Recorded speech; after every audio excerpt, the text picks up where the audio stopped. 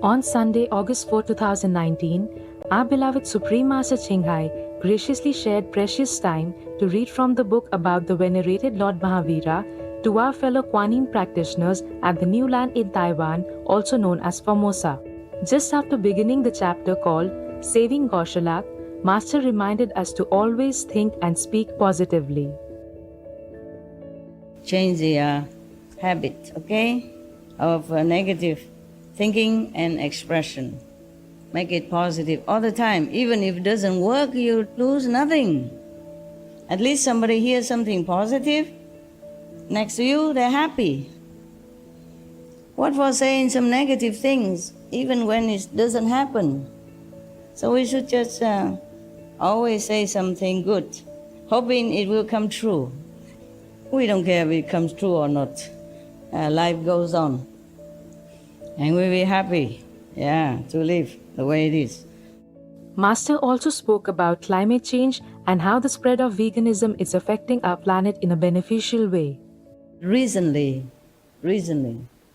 in last few years, many unprecedented heat waves, they kill people in Europe. Too hot. People are not used to it.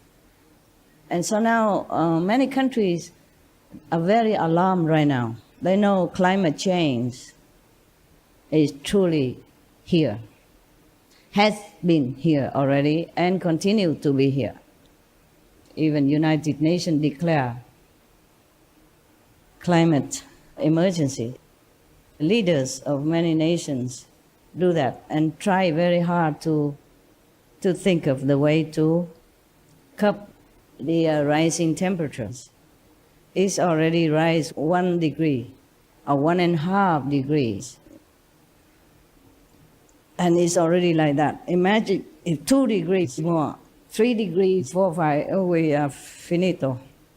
The children of our later generations will be really hard hit. If any parents really love their children and their grandchildren, they should be vegan by now. That's the fastest way. You see, at the moment, not 100% vegan in the whole world yet, but the trend is rising, yeah?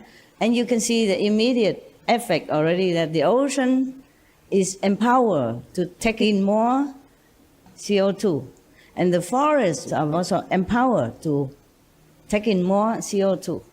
This is very paradoxical because if it's too hot, how can the ocean even take in more CO2? Yes, if it's too hot, how can the ocean take in more CO2? Because according to scientific recorded research, when the ocean is heated or hotter than usual, it will emit even more CO2. And this is contrary to logic and reason, that as the climate climbs up, the ocean now is taking more CO2. You understand? It is the blessing of the compassionate energy.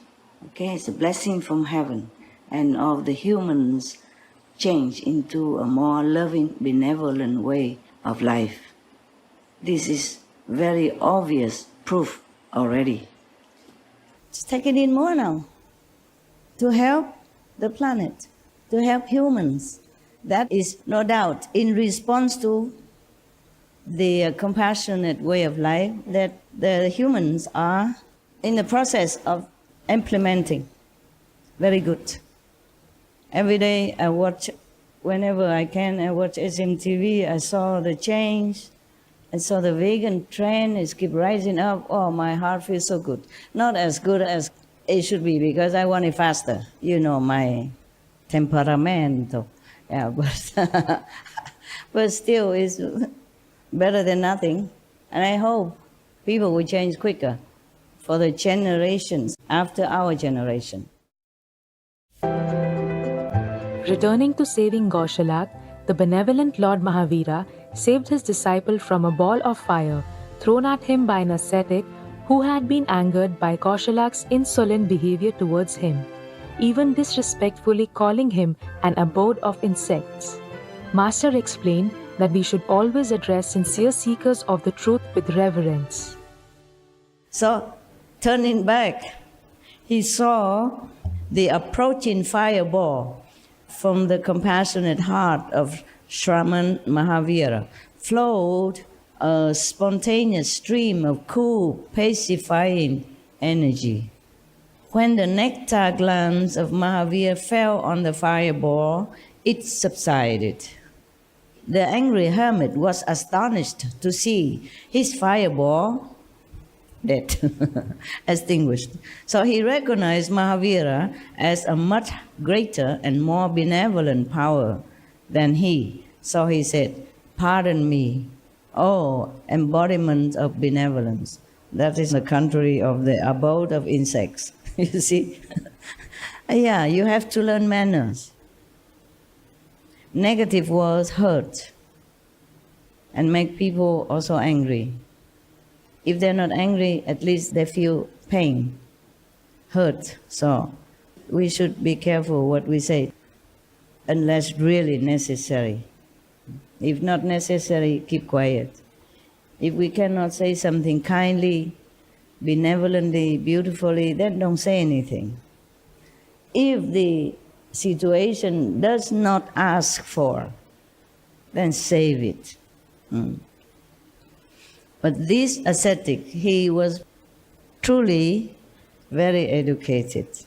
He was angry then, but he wasn't angry if Gaushalak did not provoke him time and time, again and again. He already warned him to stop, he did not stop. So he got angry.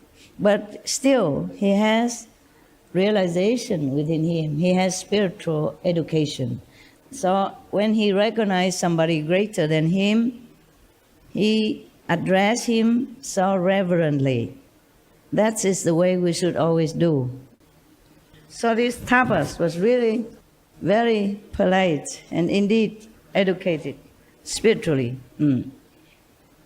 You should learn from stories. I'm not just reading to you to entertain you. Every story has some moral lesson to learn from. Remember that, okay? And to improve yourself wherever you lack. We are born perfect, but then we be in the world and contaminated all the time. And it become our nature, second nature. So watch that, okay? Watch it. Try as best as you can. Make people happy. Most beloved Master, a humble and forever gratitude for your gracious patience, boundless love, and perfect embodiment of purity, kindness, and respect for all beings. May we earnestly practice spiritually and truly learn from your benevolent teachings to be good and worthy citizens of the Golden Age. In God's love, may Master always be in excellent health, protected by the mighty heavens. For the full broadcast of this lecture by Supreme Master Ching Hai, please tune in to Between Master and Disciples at a later date.